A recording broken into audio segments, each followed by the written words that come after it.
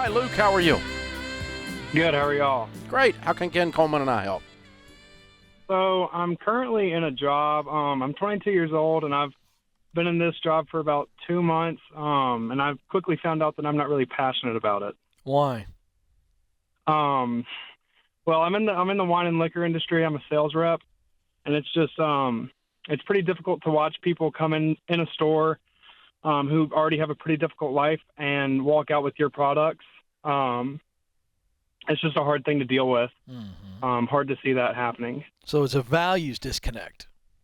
Yes, for sure. Okay. Everyone that walks into a liquor store and buys wine is not having a bad life. Yeah, I know that, but it's the ones that are.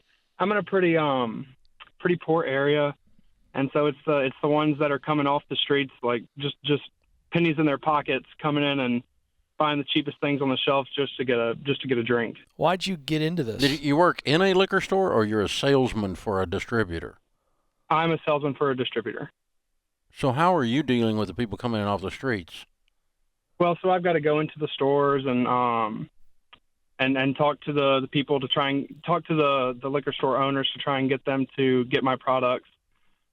Which a lot of them, we have some high end products, but a lot of them are to target those cheaper customers that are just trying to get a quick drink. Okay.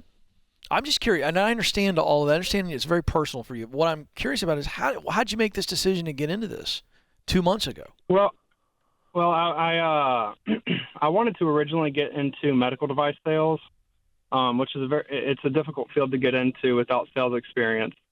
And so my original intention was to just try and get my foot in the door for the first couple of years, and just get some sales experience under my belt so that I could then move into that other field.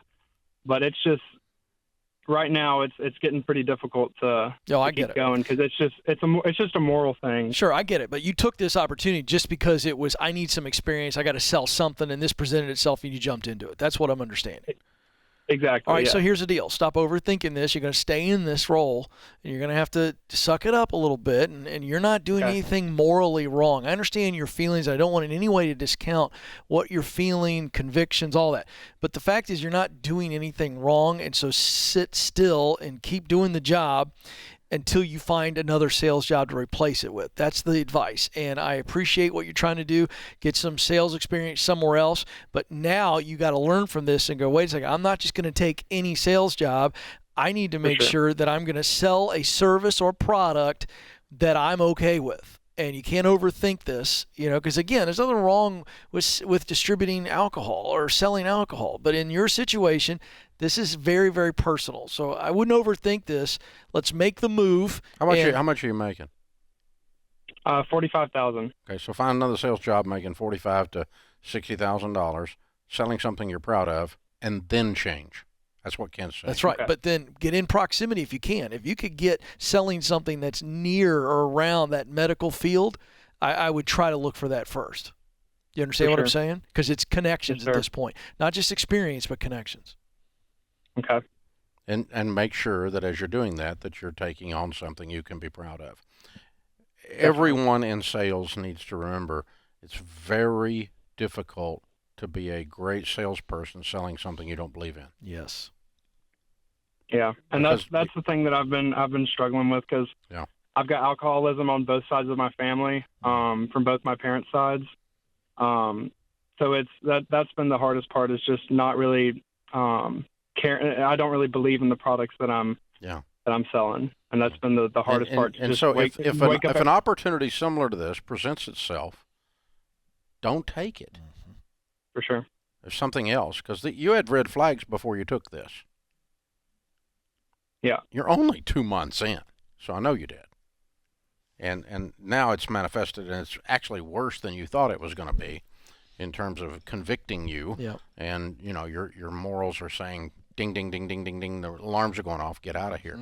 So, go find something else as soon as you can and then quit.